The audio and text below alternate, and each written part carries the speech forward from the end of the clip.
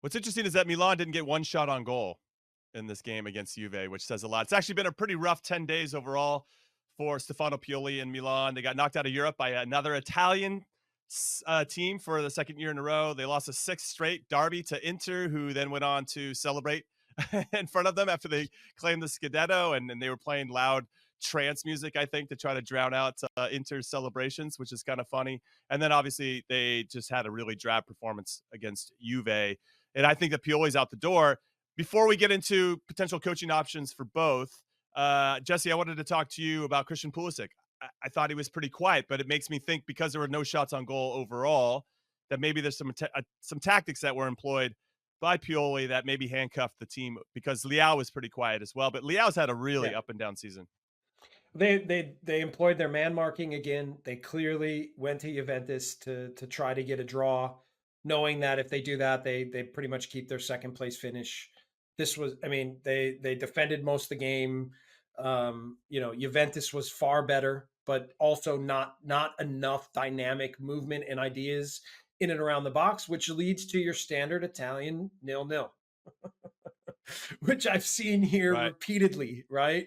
I just wish you'd see more teams that would look to push the game more, both with the ball, against the ball, in set piece situations. I just find that teams here are too conservative and are always thinking first about protecting their own goal. So this is what this game was. This is exactly what this game was.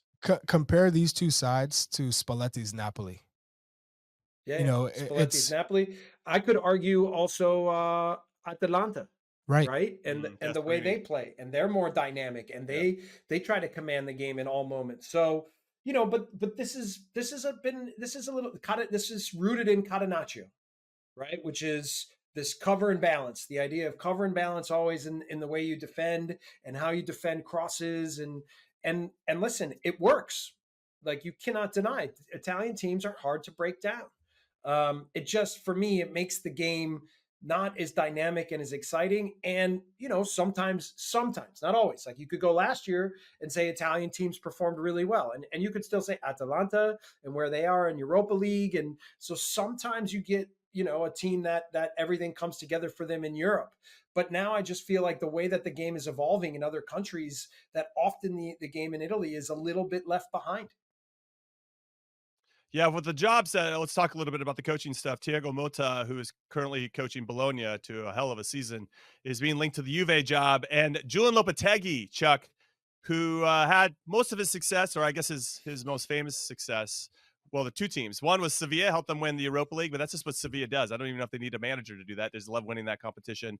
And then he had the Spain job, and he got fired right before the World Cup. He had 14 wins and 6 draws in his 20 games, 0 losses. But he had been talking to Real Madrid behind everybody's back, and they sacked him before the World Cup. And then he went on to suck at Madrid, and they fired him after a couple months. So that really backfired against him. His most recent job was Wolverhampton. He's no longer there either, but he's being linked to this job. Foreigners aren't necessarily well received in Italy. So I wonder, when I think about Yunus Musa and Christian Pulisic, what kind of coach Lopetegui could potentially be for them, Chuck. And then also maybe there would be a better fit, because there's only been 2 foreign managers that have won in Serie A since 2000. That's Sven-Goran Eriksson with Lazio, and of course Jose Mourinho with Inter Milan when they won the treble. So that would have been a good quiz. That's an insane stat. To us both, by the way. Yeah. So there's 18. You should have tested our knowledge. I should have actually. You should have. So 20 coaches and that's currently. That's the flip of England, by the way. That's the flip. Is it really? There's only 2 English coaches? No English coaches, actually. No English coach. Oh, yeah. Sorry, I'm all over the place. It's part of my charm. Okay, right, Chuck, so talk to me a little bit about Milan's coaching, and I don't think Lopetegui ultimately comes in. The Milan fans are already upset about that possibility.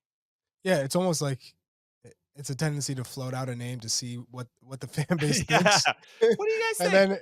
And then if they're not too happy about it, then you go, oh yeah, we weren't going there anyways. That's fake news. What I'd say about Milan is you have so many attack-minded players, some brilliant players, and you have the opportunity to replace an ongoing legend in Olivier Giroud, who will be coming to Major League Soccer most likely. So now, given that squad and the bones of that squad, you have real pieces to make a run at Scudetto and the Champions League next season. So you need a manager who's going to inspire to play a little bit more attack minded, which is what all the players want and the fans want. Right.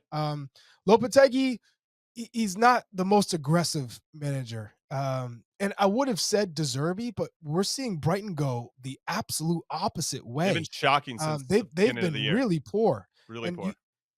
you can't just say injuries here, injuries there, throughout the whole season. It hasn't been great. So I feel like there's got to be another manager that you can tempt away because Milan is such a big club. There's also a manager here, Jesse Marsh, Hesse Marshy, who's available. So put his hands up. Parlo Italiano. Hey, all I know is enough has also been talked about Conte going to Napoli as well. So I don't know. I think there's got to be a manager out there that would fit this squad a little bit better, who plays a good brand of football that would excite the Milan fans, the Milanistas. Listen, I'll tell you this. I went to get the Gazzetta dello Sport last week, and this is when the speculation of Lopetegui started. Are you looking for your own name, Jesse, or what's happening? No, I'm looking to learn Italian. This is the way I learn. I love it. 8 pages. On Lopetegui? On Lopetegui? On Lopetegui.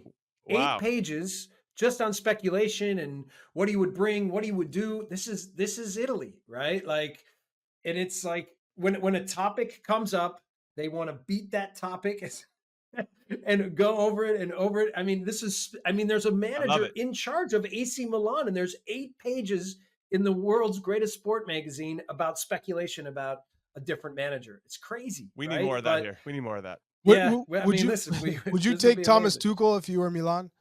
Would you take a Tuchel? I listen. One of the things you can say about Milan, because it's an international squad, that you could consider an international player now, Coach. Or an international manager.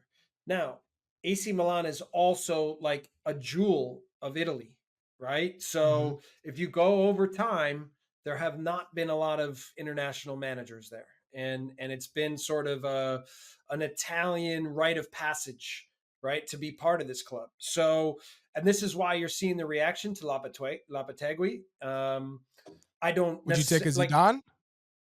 Someone who's I would. But he's played for Juve. If it were me, go to Juve. If I were in charge of Milan, I would go after an international manager that plays more dynamic football, because I think you have an international squad. You have a dynamic squad. Well, that's not too cool. If you're looking for dynamic, you could challenge the way that the game is played in Italy by being more dynamic.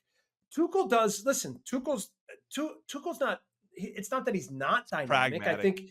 He's pragmatic, and that's what Lopetegui is too, by the way. He's very pragmatic. He likes to defend, and then he'll treat his defensive tactics based on whatever the opponent brings to him, and he'll defend first, and then he'll look to get you on the counter, and he has some rotations in the way that he plays in possession, but it's not overly complicated, right? Hey, it's not, Jesse, and so in some ways that fits Italy. Said, Lopetegui, Matt Osmond, Lopetegui.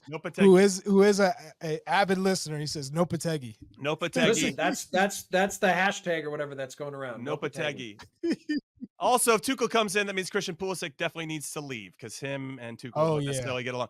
That's first. Second, my vote is for Big Sam Allardyce.